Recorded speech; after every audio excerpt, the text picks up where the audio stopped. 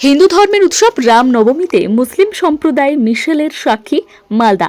সম্প্রীতির ছবি ফুটে উঠল রামনবমীর উৎসবে। মালদহে মুসলিম সম্প্রদায় প্রতিবছর মালদা শহরের প্রাণকেন্দ্র পোস্ট অফিস মোড় এবং রাজ হোটেল এলাকায় দুটো জলছত্র করা হয়, যেখান থেকে জল এবং মিষ্টিমুখ করা হয় রামনবমীর শোভাযাত্রায় যারা অংশগ্রহণ করে। এবারও তার অন্যথা হলো না। এইটাই হচ্ছে বাংলার ঐতিহ্য। এটা দেশের প্রধানমন্ত্রী নরেন্দ্র মোদীজির সংকল্প আজকে বাস্তবে রূপায়িত হচ্ছে। সবকা সাথ, সবকা বিকাশ, সবকা উন্নয়ন, সবকা প্রয়াস। এই যে আজকে সারা দেশ জুড়ে আজকে গড়ে উঠছে, দেখছেন হিন্দু মুসলিম ভাই ভাই একসাথে যাচ্ছেন।